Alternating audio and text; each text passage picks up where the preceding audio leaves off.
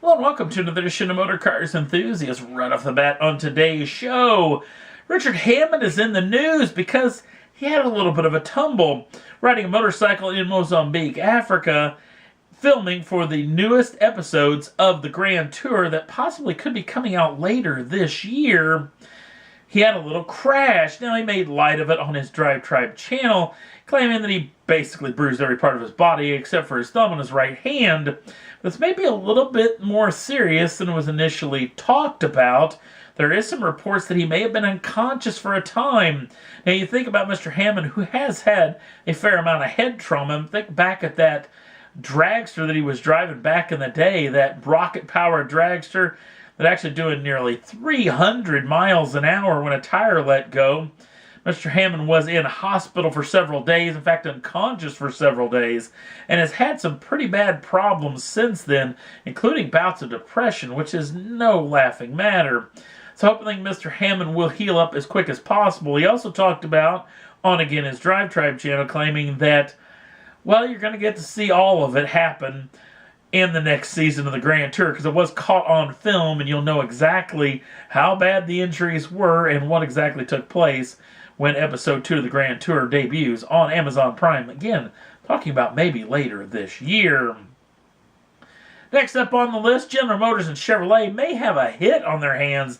The all-electric Chevrolet Bolt is extremely popular in Korea, of all places. 400 units are allotted for that country, and they actually did a little pre-sale where you could lay your money down, put down a deposit to own one of these machines, and in just 2 hours, according to Wards.com, 400 units were actually gobbled up, including possibility of almost 2,000 units actually being gobbled up. So obviously General Motors is going to strike while the iron is hot, going to try to ramp up production for these bolts and get them to Korea ASAP. So not a bad situation to be in if you're General Motors. Next up on the list, the super sexy Lexus LC500 and LC500H have laid down official pricing over the past several days. Now, if you go with the LC500, it comes with a normally aspirated 5-liter V8, making 471 horsepower and 398 pounds-feet of torque. That is shifted through a 10-speed automatic transmission. 0 to 60 comes in at just about 4.5 seconds with a top speed of nearly 170 miles an hour.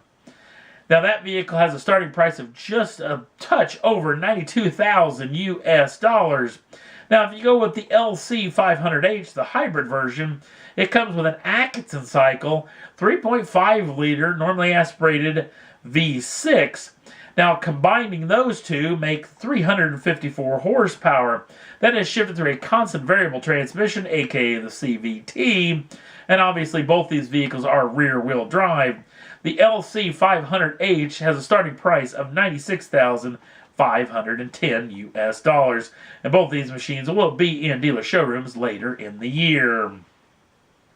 Next up on the list, another little piece of the puzzle when it comes to the McLaren successor to the F1. Think of this basically only having the real deal about the F1 is this vehicle is going to have 3-person seating, meaning the driver is going to be dead center and ahead of the 2 occupants, much like the F1 from back in the day. But McLaren said something interesting when they showed off this picture of what a lot of people are calling the Hyper GT, or inner term for the folks over McLaren is the BP23. The BP23 apparently is going to be the most aerodynamic, the most powerful McLaren ever built. So that's really intriguing to think about this machine. I think this thing's getting pretty close. Whether we may get to see it in Paris later in the year, or whether they may wait till Geneva next year, or even one of the other auto shows, we'll have to wait and see. But it's going to be very, very interesting to see this hypercar coming down the pike. Next up on the list, let's talk a tad bit of Top Gear, because 2 episodes in as far as here in America, and in Europe they're actually 3 episodes in, anxiously awaiting the 4th while we're waiting the 3rd. But you think about that shunt in episode 1 between Matt LeBlanc and Chris Harris. That's a situation that if that happened ahead of the Chris Evans era of Top Gear, that would have been splattered all over the tabloids, which has got me more thinking that back in the day when I talked about that Chris Evans thing, that maybe they were just bleeding this off to the tabloids, that being either Chris Evans himself or the BBC itself, to try to make the show look really terrible so it didn't look near as bad when it actually came out. Really starting to wonder if that was true, because Matt LeBlanc being involved in an accident on television, you think that would have been all over the old internet. So we'll have to wait and see. It seems like this team is starting to get a little bit more chemistry. We'll have to wait and see for the rest of the season, see whether they really get to go round to this. Now, the trick is, too, there's going to be another Top Gear, possibly coming out in the summertime, a Top Gear USA. Oddly enough, on the BBC and BBC America, which is kind of strange. It's going to be filmed here in the United States, actually in Arizona, where they're going to have their own studio. The Stig's going to be there. They're going to test drive new cars and do the challenge, the whole thing, which is kind of weird that they're going to just do another version of this. And it's going to have a whole new crew, which is interesting indeed, including this guy. A lot of you people know who this guy is. He's done a lot of work on the BBC, a couple of different automotive-style programs, and now, of course, he works for Top Gear magazine. And, of course, the fellow I actually came in contact with him for the first time when he was on the old Fifth Gear program. It's Tom Ford. I think he's a pretty good fit for this particular program. It'd be interesting to see him in a Top Gear style role. The second Top Gear USA presenter is the one that I guarantee when you see this picture, y'all recognize, even though you may not know this guy. This is William Fetchner. Now, Mr. Fetchner has actually been in a ton of big-time stuff, including The Dark Knight and Black Hawk Down, two very big movies. And he's done some big-time TV as well, including Prison Break and Entourage. Now, Mr. Fetchner is a huge racing fan, big car guy, so he's going to be pretty intriguing in this role as well. The third guy is a person that I probably know better than the other two combined, because I've watched this guy race for years, and it's three-time NHRA Top Fuel World Champion, Antron Brown.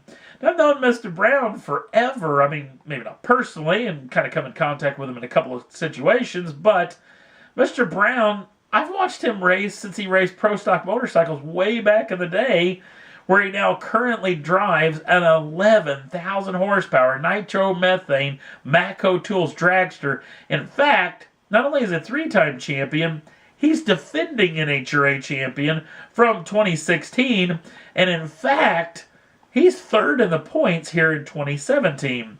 This guy's got a bubbly personality, way over the top, pretty fun guy. It's going to be pretty interesting to see him in this role. It's kind of interesting to think that Don Schumacher Racing would allow him to do this. If you don't know who Antron Brown is, you need to check out this show, because it's going to be pretty interesting.